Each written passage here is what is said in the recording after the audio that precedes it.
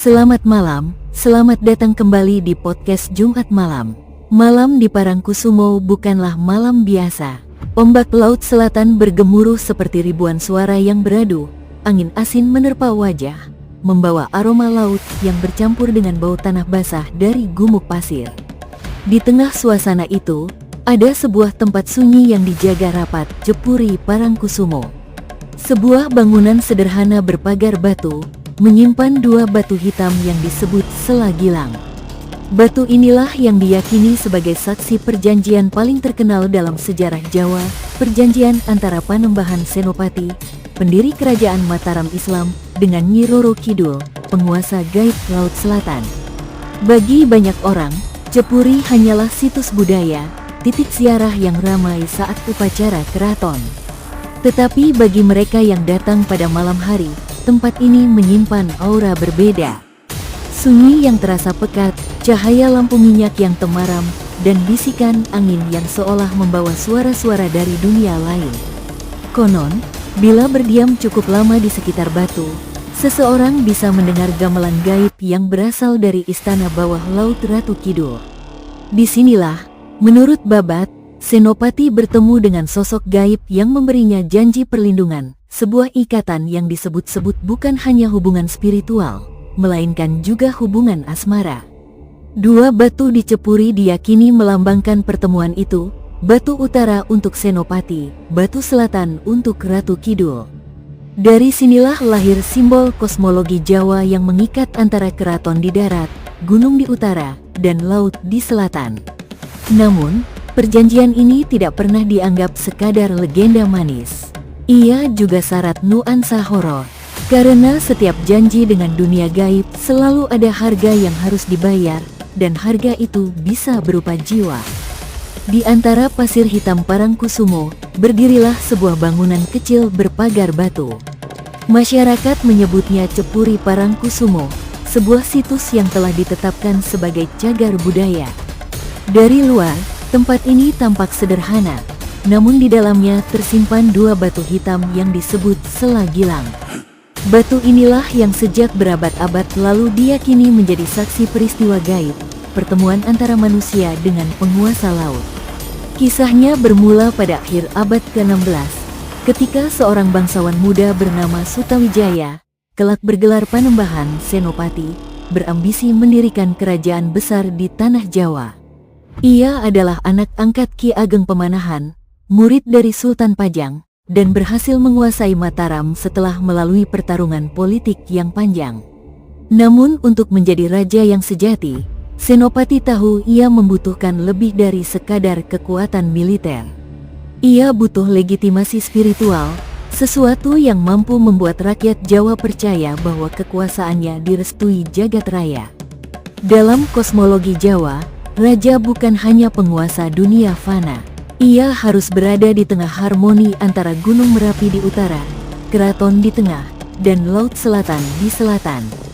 Hubungan kosmologis ini bukan sekadar simbol, tetapi diyakini nyata, dengan roh dan kekuatan gaib yang menjaga keseimbangannya. Maka Senopati melakukan perjalanan ke Parangkusumo. Ia bertapa, duduk diam di atas pasir, bersemedi memohon kekuatan gaib. Konon, semedinya begitu dahsyat hingga mengguncang Laut Selatan. Ombak naik setinggi langit, angin berputar liar, dan di saat itulah muncul sosok perempuan dari dalam laut, Nyi Roro Kidul, sang ratu penguasa samudera. Jepuri Parangkusumo kemudian dibangun untuk menandai tempat pertemuan itu. Dua batu hitam di dalamnya melambangkan kursi gaib, satu untuk Senopati, satu lagi untuk Ratu Kidul. Sejak saat itu, situs ini menjadi saksi bisu hubungan gelap antara kekuasaan manusia dan kekuatan gaib yang melingkupi Jawa. Dan hingga kini, siapapun yang melangkah masuk ke dalam Jepuri akan merasakan seolah waktu berhenti. Suasana sunyi berubah mencekam, seakan-akan batu itu masih menyimpan bisikan rahasia perjanjian berabad-abad silam. Babat Tanah Jawi menuliskan kisah yang membuat Jepuri Parangkusumo menjadi sakral hingga kini. Diceritakan, setelah memantapkan kedudukannya sebagai penguasa Mataram, Panembahan Senopati merasa belum cukup kuat. Ia sadar, Untuk benar-benar menjadi raja besar di tanah Jawa, ia harus mendapatkan restu dari kekuatan gaib yang menguasai jagat. Maka ia pergi bertapa di pesisir selatan, di atas pasir Parangkusumo yang gelap dan sunyi. Senopati bersemedi dengan tekad penuh, hingga energi spiritualnya mengguncang samudera. Ombak laut selatan bergemuruh dahsyat, seakan menelan langit. Dari tengah gelombang itu, muncul sosok wanita agung dengan aura yang tak bisa ditolak. Rambutnya panjang, terurai bagai ombak, wajahnya seindah bulan purnama, tetapi sorot matanya menyimpan sesuatu yang menyeramkan, kekuasaan atas ribuan makhluk gaib penguasa laut. Dialah Nyi Roro Kidul, Sang Ratu Laut Selatan. Pertemuan mereka bukan hanya perjumpaan manusia dengan roh. Itu adalah awal dari perjanjian kosmologis. Senopati memohon agar Ratu Kidul mendukung kekuasaannya, melindungi keturunannya, dan menjadikan Mataram sebagai kerajaan besar. Sebagai gantinya, ia bersedia menjalin ikatan yang lebih dalam, ikatan asmara sekaligus ikatan politik. Dengan cara itu, Mataram memiliki legitimasi bukan hanya di mata manusia, tetapi juga di mata dunia gaib. Kisah ini kemudian disimbolkan dalam dua batu di Cepuri Parangkusumo. Batu utara dipercaya sebagai tempat duduk Senopati, batu selatan untuk Ratu Kidul. Batu itu bukan hanya simbol cinta, tetapi juga saksi bisu kontrak abadi, perjanjian antara darah manusia dengan dunia gaib. Dari sinilah muncul keyakinan bahwa setiap Sultan Yogyakarta, sebagai penerus garis Mataram, memiliki hubungan spiritual dengan Ratu Kidul. Namun perjanjian ini tidak pernah dianggap manis. Ia syarat nuansa horor, karena setiap kali manusia bersekutu dengan makhluk gaib, selalu ada harga yang harus dibayar. Dan konon, harga itu adalah tumbal nyawa, baik dalam bentuk peperangan, wabah, maupun korban di pantai selatan. Hingga kini, mitos itu tetap hidup. Setiap upacara labuhan yang dilakukan Keraton Yogyakarta ke Laut Selatan adalah pengingat bahwa ikatan itu belum pernah putus. Bahwa perjanjian cinta sekaligus kutukan itu masih mengikat, dari Panembahan Senopati sampai Sultan yang bertahta hari ini. Bayangkan sebuah malam gelap di Parangkusumo. Angin laut menderu, ombak terdengar bergulung meski jaraknya masih beberapa ratus meter dari bibir pantai. Di dalam sebuah bangunan berpagar batu, suasana terasa berbeda. Disinilah Cepuri Parangkusumo, tempat yang bagi sebagian orang hanyalah cagar budaya, tetapi bagi para peziarah, ia adalah gerbang menuju dunia gaib. Dua batu hitam di tengah ruang sederhana itu tampak dingin, seakan menyimpan energi yang sulit dijelaskan. Orang-orang menyebutnya batu cinta, karena diyakini menjadi tempat duduk Panembahan Senopati dan Nyi Roro Kidul. Namun bagi mereka yang datang pada malam Jumat Kliwon atau saat bulan purnama, batu itu bukan sekadar benda mati. Ia bisa bergetar, menebarkan hawa panas, bahkan memancarkan aroma bunga laut yang menusuk hidung. Banyak cerita mistis beredar. Ada peziarah yang datang hanya untuk berdoa, membawa bunga 7 rupa, menyalakan dupa, lalu duduk bersila dengan kepala tertunduk.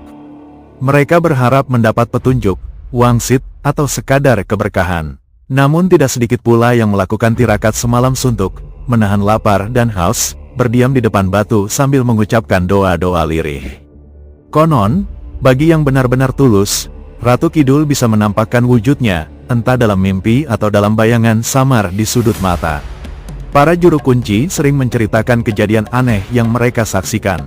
Ada pengunjung yang tiba-tiba menjerit, tubuhnya bergetar keras, lalu berbicara dengan suara berbeda, seolah kerasukan.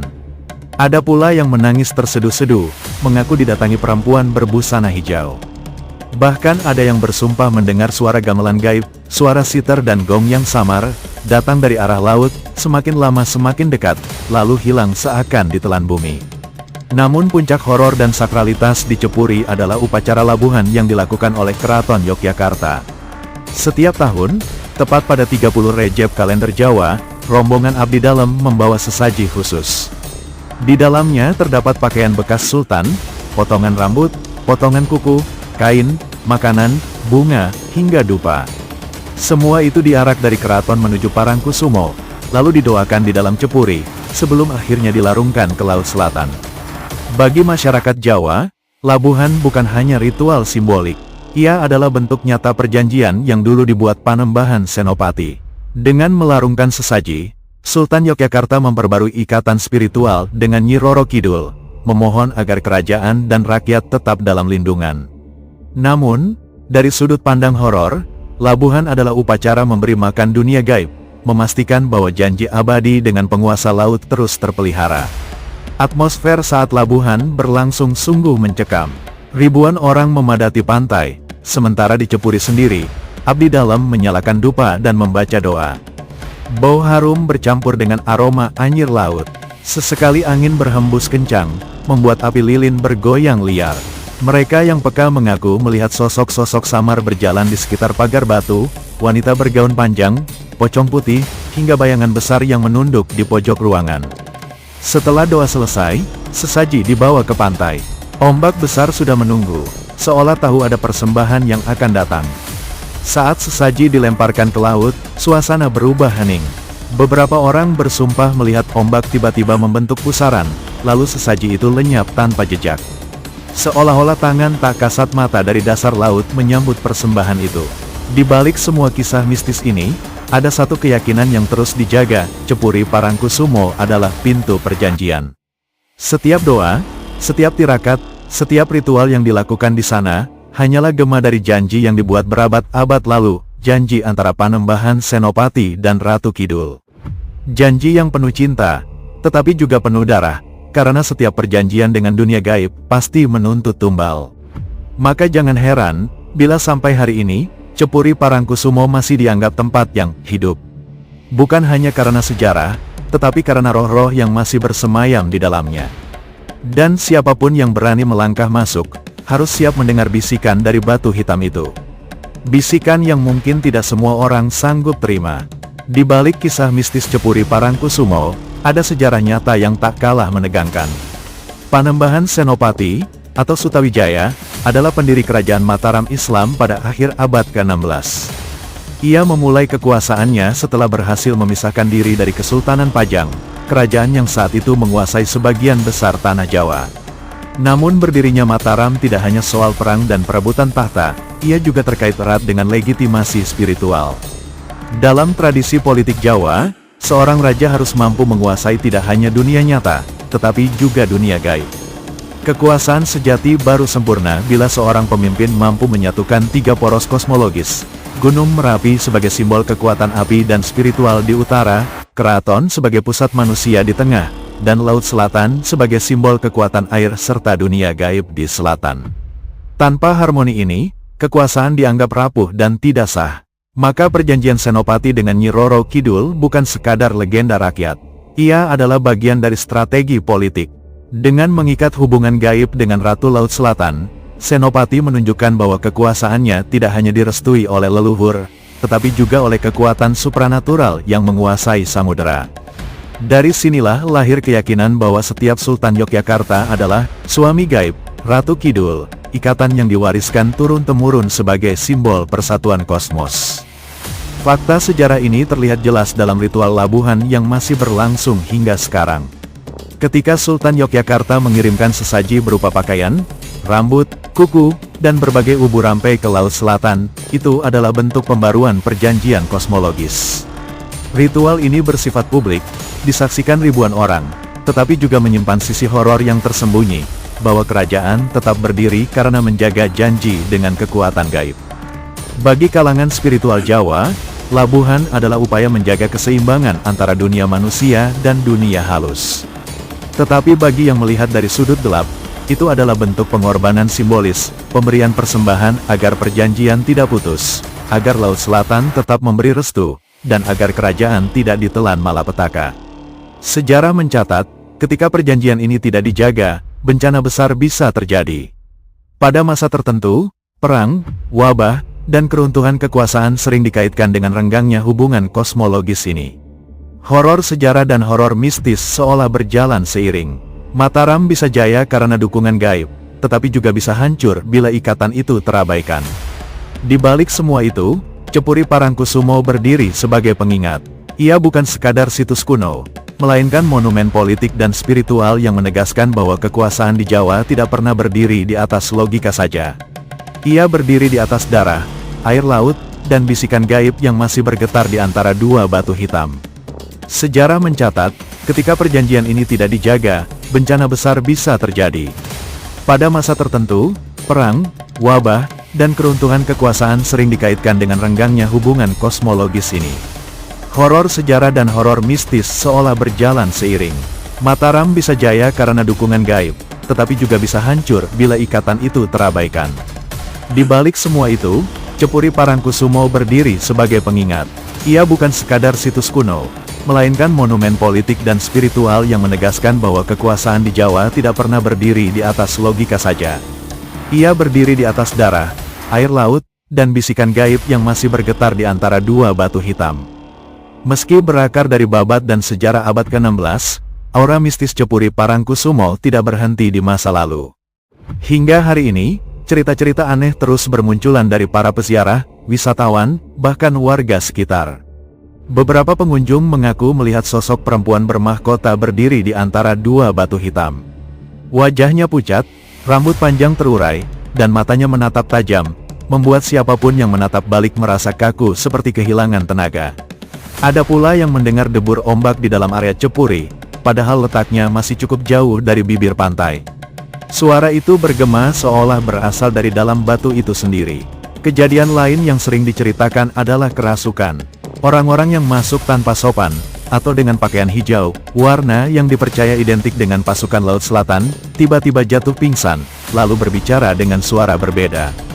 Juru kunci percaya itu adalah tanda kemarahan penguasa gaib yang tidak suka diganggu dengan cara sembarangan. Tidak hanya itu, ada juga pengalaman aneh para sopir truk dan nelayan yang lewat di sekitar pantai pada malam hari. Mereka melihat rombongan wanita berbusana kebaya berjalan menuju Cepuri, namun saat didekati, rombongan itu lenyap begitu saja.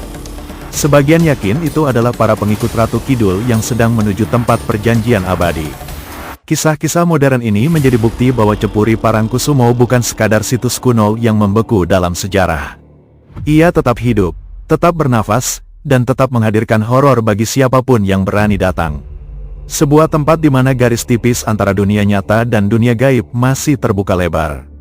Cepuri Parangkusumo adalah titik pertemuan unik antara sejarah, mitos, dan psikologi manusia. Dari sisi mistis, tempat ini diyakini sebagai gerbang ke keraton Laut Selatan. Batu Gilang bukan sekadar benda, tetapi simbol kontrak abadi antara Panembahan Senopati dan Nyi Roro Kidul. Setiap ritual yang digelar, setiap dupa yang dibakar, dianggap sebagai gema dari janji itu. Tidak heran bila banyak orang mengaku merasakan kehadiran gaib begitu mereka memasuki area Cepuri. Namun dari sisi psikologis, suasana Cepuri juga berperan besar.